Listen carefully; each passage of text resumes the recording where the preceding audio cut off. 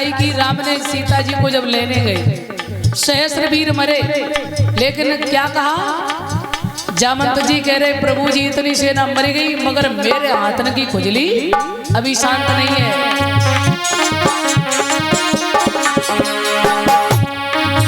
अरे सहस्त्र वीर प्रभु के जो मरे तब जामंत ने एक बात सुनाई।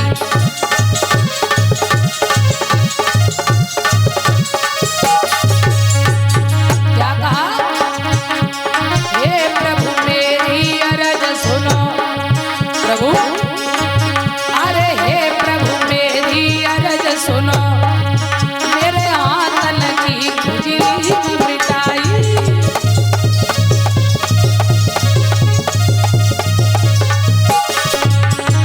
अभी हाथों की खुजली शांत नहीं है तो राम जी ने कई सेना मर गई बहुत सारी और तुम्हारी खुजली शांत ना। तो बोले अब एक काम करो, अब होगी भी ना, अब तो द्वापर में हम ही आएंगे कृष्ण बनकर और फिर हमारे तुम्हारे दो दो हाथ हुए तभी तुम्हारी खुजली आ जाइए।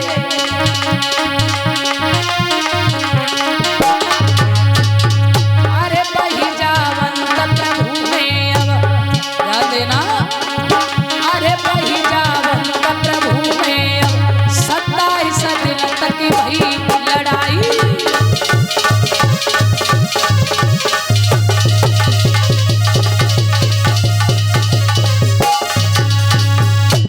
बड़ा आनंद आया है, माताएं बड़ी प्रसन्न हैं। पहला विवाह भगवान कृष्ण का रुक्मणी के साथ में संपन्न हुआ और कहते हैं रुक्मणी के गर्भ से समय के साथ थोड़ा समय जब हुआ है तो रुक्मणी ने बड़े सुंदर बालक को जन्म दिया है जिनका नाम रखा गया है प्रद्युम्न। तो प्रद्युम्न जो है इनका जन्म होते ही प्रसूति गृह से एक राक्षस है जिसका नाम है संबरासुर, वो राक्षस इन्हें ले गया उठा करके, तो उसने समुद्र में जाकर फेंक दिया, उन्हें मछली निकल गई और जब मछली निकल गई तो एक दिन मछुआरे ने जब पकड़ा गया उसे तो मछली का पेट फाड़ा गया, बालक का जन्म हुआ। उस बालक को संबरासुर के यहाँ ही पहुंचा दिया गया। बोले महाराज ये बालक मिला है, आप ही इसका भरण पोषण करें। अच्छा, संबरासुर के घर में एक स्त्री रहती थी जो काम करती थी भोजन बनाने का, उसका नाम था विद्यावती। और ये कौन है? ये संबरासुर कौन है? रुक्मणी के पुत्र जो है ये कामदेव है, जो भोलेनाथ के तीसरा नेत्र जो खुला था उससे ज्वाला निकली थी, कामदेव जल के भस्म हो गए।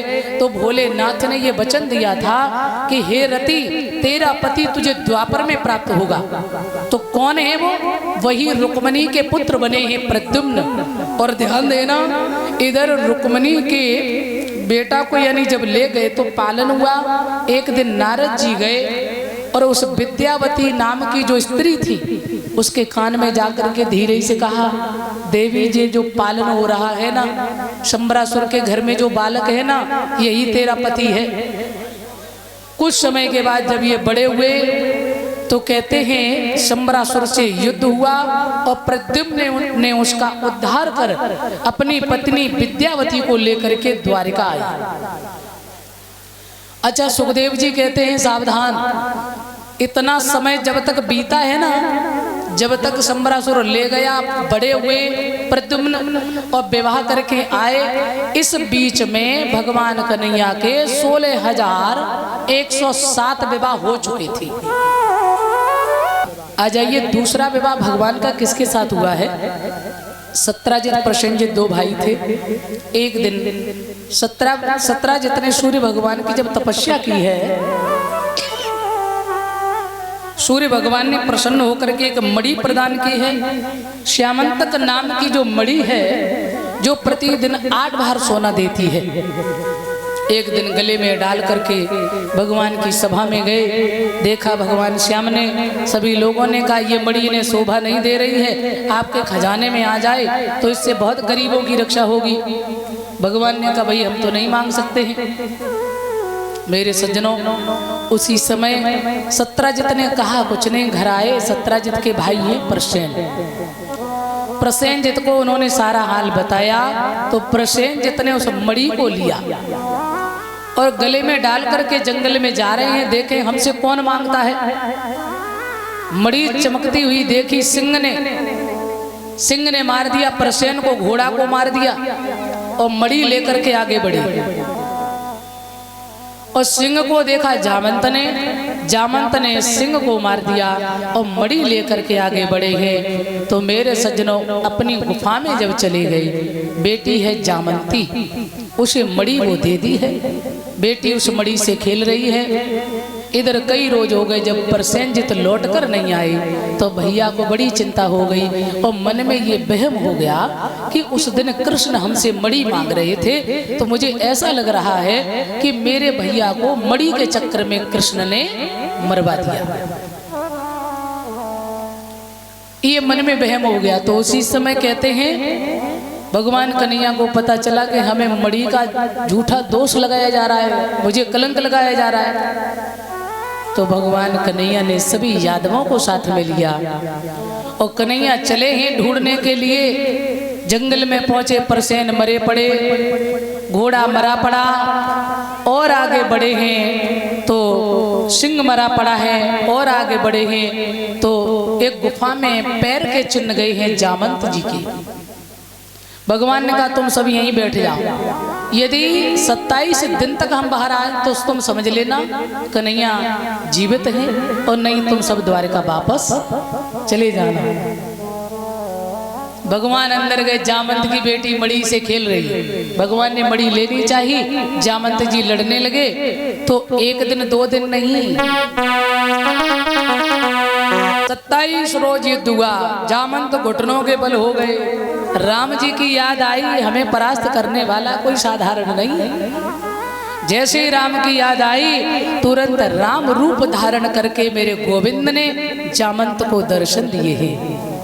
जामंत गदगद हो गए, धन्य हो प्रभु आप आ गए। आज जब दर्शन दिए हैं मेरे सज्जनों, तो जामंत प्रसन्न होकर बोले गोविंद अब मेरी एक ही इच्छा है, क्या? बस मैं अपनी बेटी का विवाह आपके साथ करना चाहते हैं। आज अपनी बेटी का विवाह मेरे सज्जनों कन्हैया के साथ में किया और वो मणि पुनः भगवान को दान में दे दी। अब कन्हैया लेकर के आए हैं और द्वारिका में पहुंचे तो भगवान के विवाह हो रहे हैं 2, रुक्मणी और जामंती।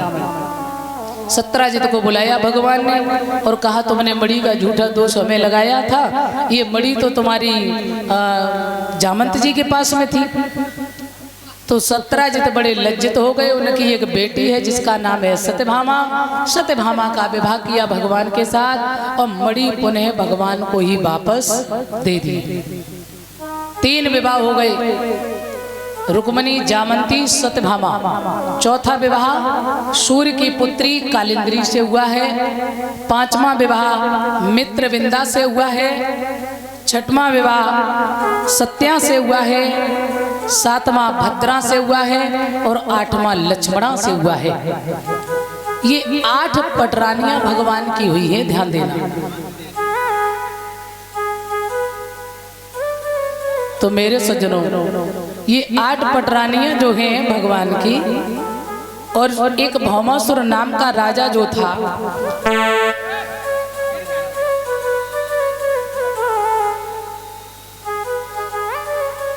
हाँ ध्यान देंगे, ये हमारे प्रधान जी जो हैं भैया सम्मान कर रहे हैं हमें। तो श्री राम मिलन प्रधान जी,